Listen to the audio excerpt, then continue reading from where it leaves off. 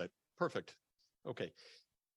So why don't we just, if you don't mind, take a pause for 7 or 8 minutes on Ukraine, just to give you my own sense of what's happening, which is actually close to John Mearsheimer in certain ways. And I've seen a lot of this firsthand. Basically,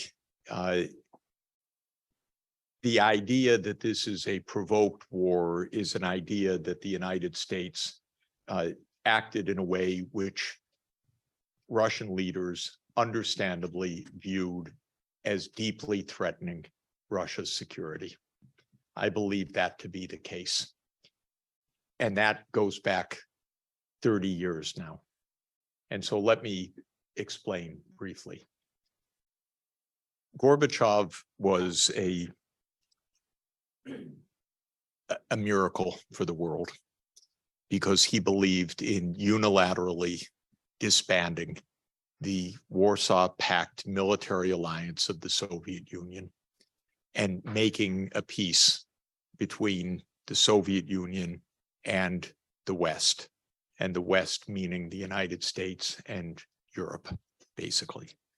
And this was a dream unimaginable, really, that this could happen, but it did happen. And I attribute a great deal of it to not even to Russia's or the Soviet Union's weakness, though that was undoubted, and need for reform, but actually to the extraordinary decency of this leader and the search for a way forward peacefully. At the time that Gorbachev made this move, the United States and Germany, especially Germany because it was interested in German reunification, made very clear that the West would not take advantage of the Soviets' unilateral action by expanding the US military alliance eastward. This is not a myth. This is hard facts. And you can find this on the George Washington University archives, what Gorbachev heard. You can find that online and all of the underlying documentation. And if you can't find it, email me and I will give you the links. I know this from 30 years ago. And the US had a different view. The US, starting in 1992, took the view that now we were in a US-led world, a unipolar world, and that the US could do what it wanted. And it aimed to do what it wanted. The authors of this were in both political parties, in the Republican Party, especially Cheney, Wolfowitz, Rumsfeld, in the Democratic Party, Hillary Clinton, Victoria Nuland, President Biden, and others. This is a doctrine which is rightly called neoconservatism, but it's a doctrine of US exceptionalism and unipolarity, that the US aim is dominance, what they call full spectrum dominance, meaning military, technological, and economic dominance of the United States in every major region of the world. In the mid-1990s, there was a huge fight inside the US government between those who said, don't expand NATO, you will wreck relations with Russia, and those who said, we're the United States, we do what we want. In the end, Clinton went with the we do what we want school of thought, and the first NATO expansion took place, expanding to Poland, the Czech Republic, and Hungary. That raised tensions with Russia, and the greatest statesman and scholar of US-Russian relations in our modern history, George Kennan, said this will lead to a new Cold War, declaring that in 1997. the Secretary of Defense at the time, Bill Perry, thought about resigning in protest. He was so upset with the decision to expand NATO because he regarded it as a basic violation of promises as well as a basic provocation to Russia. Now, I can tell you that first expansion was taken badly, but it did not lead to this war. The next step was 1999. For a variety of reasons, NATO bombed Serbia 48 straight days to break Serbia in two and to break Kosovo outside of Serbia. It was disgraceful, in my opinion.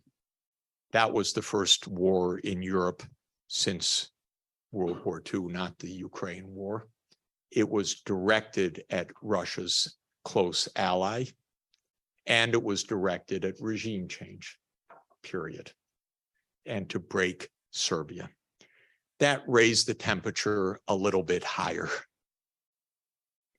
Then came 9/11, and President Putin immediately said to the United States, I will help you, we will cooperate together. But then came two terrible decisions. First, the United States unilaterally walked out of the anti-ballistic missile treaty in 2002. This was taken as a direct and immediate threat to Russia because it meant the possibility of the United States looking for first strike potential against Russia. It was a unilateral action by one of our worst governments in our modern history. I keep saying that, they keep getting worse. So, but at the time I thought this is pretty bad, George W. Bush Jr. Then in 2003 came the completely unprovoked Iraq War on completely false pretenses, cooked up phony intelligence to launch a war of regime change again. That raised temperatures further. Then in 2004, the United States expanded NATO 7 times to Lithuania, Latvia, Estonia, Romania, Bulgaria, Slovakia, and Slovenia. If you look at a map, it's like the water rising. ABM treaty, bombing Serbia, NATO expansion to the Black Sea, to the Baltics. Temperatures are getting very high. And in the 2007 Munich Security Summit, Putin said, stop, you are threatening our core security, stop. So what did the United States do? In 2008, it said, we will expand NATO to Ukraine and to Georgia. Take a look at the map to understand what this is about. The goal is to surround Russia in the Black Sea. This is an explicit understanding because then you have Ukraine, Romania, Bulgaria, Turkey, Georgia, completely surrounding the Russian fleet in Sevastopol. That's the goal. Then Russia is unable to project any power in the Eastern Mediterranean or the Middle East. Putin told Bush in Bucharest in 2008, you do this, you will find out. This is absolutely our red line. Don't do this. At the time, European leaders spoke to me, said, what is your president doing? This is completely reckless. Of course, European leaders don't say this publicly, but they do say it to me because I'm friends with them, because I've known them for a long time. This is part of the lying that goes on. So 2008 was a watershed. Then came 2011. In 2011, President Obama instructed the CIA and other parts of the US government to overthrow Bashar al-Assad in Syria. This was a US regime change operation. The war broke out because of the United States arming a mercenary army together with Saudi Arabia to overthrow Assad. There would have been no war but for the United States. In 2012, the UN negotiated an end to the Syrian war. It was rejected by one country, the United States, because the US said, we insist on regime change as a predicate for ending this war. None of this you will find in the media, because by now the media have stopped reporting almost any truths that are inconvenient. I know this firsthand from the highest authorities. Then in 2014, the United States helped to overthrow the Ukrainian government. Have no doubt about it. You can even listen to the tape of Victoria Nuland, who was then the Assistant Secretary of State, speaking to the US ambassador in Ukraine, Jeffrey Sachs, about who's going to come into the government 2 weeks before the overthrow. I know firsthand about this. The United States helped to pay for the Maidan revolution, so-called, the protests, the demonstrations, and the violence that came from the Ukrainian side, not from the security forces of Yanukovych. This was a coup. This is important to understand, because those are the first shots of the war. A US overthrow or a US supported overthrow of the Ukrainian government. Now, what was Yanukovych doing that was so upsetting to the US? He was pursuing neutrality. He was against NATO enlargement. And the US overthrew him, and a very Russophobic, highly nationalist government came into power with the US backing the next day, ended the neutrality, even passed a law outlawing the Russian language one day, though not implemented. But that was the beginning of the war. The month after, Russia retook Crimea. Many Russian forces in the Ukrainian military broke away from the military, took their equipment, and started the insurrection in Lugansk and Donetsk. These were Ukrainian weapons that came from contingents of the Ukrainian army. The fighting started in eastern Ukraine at that time. The United States sent billions of dollars of weapons to Ukraine during the period 2014 to 2021, building Ukraine's army and modernizing it, which is why it could fight as effectively as it did this past year.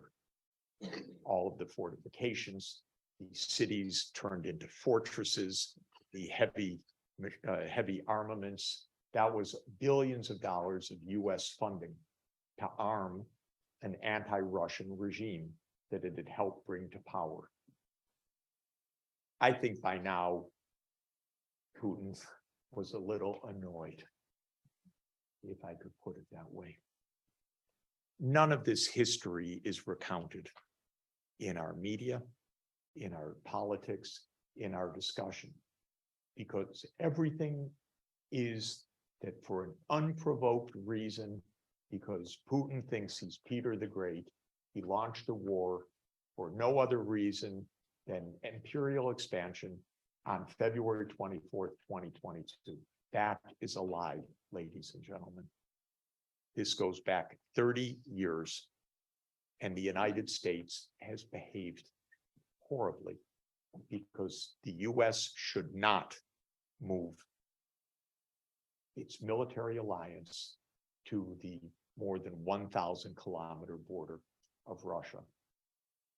And this is the mistake. So at the end of 2021, President Putin put down 3 demands.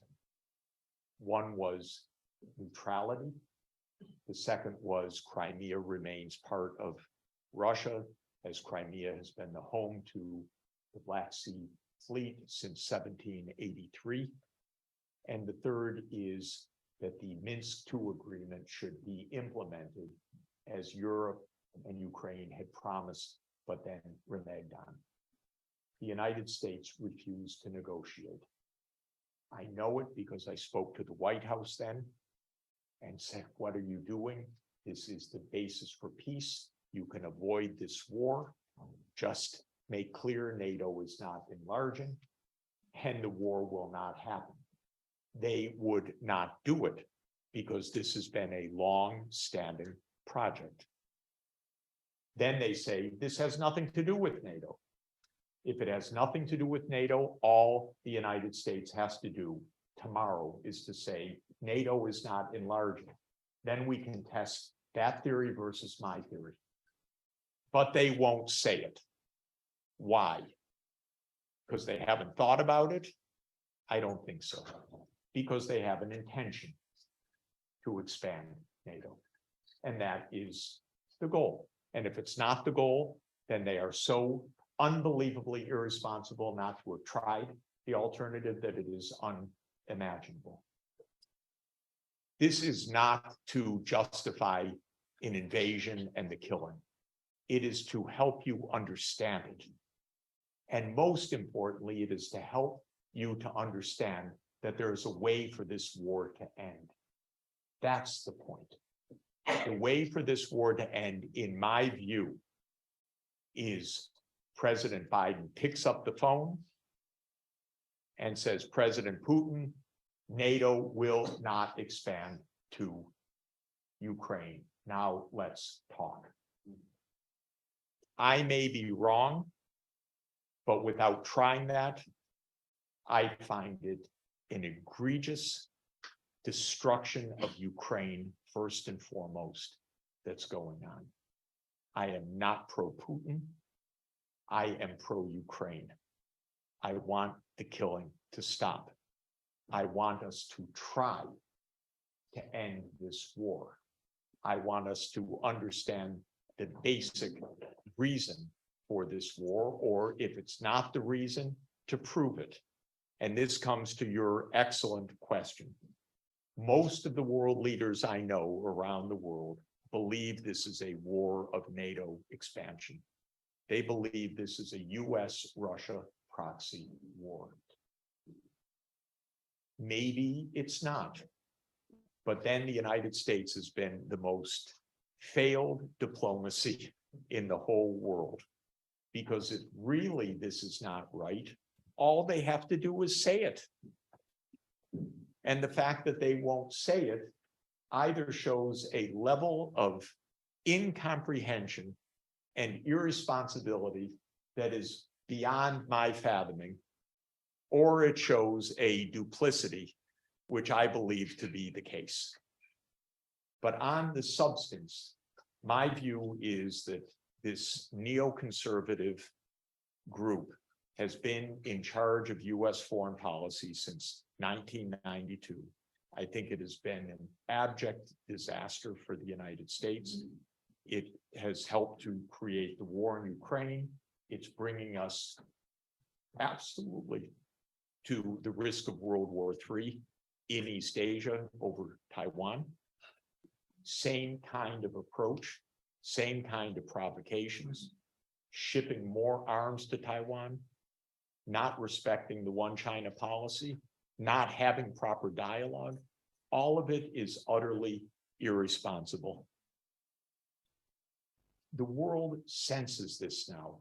So the United States and Europe did not isolate Russia at all. Russia trades with all of the rest of the world, with Africa, with Latin America, and with Asia. When you count the votes at the UN, if you count them by population, roughly 60 to 70% of the world always refuses to vote with the West. The West gets somewhere between 20 and 30% of the vote, most typically.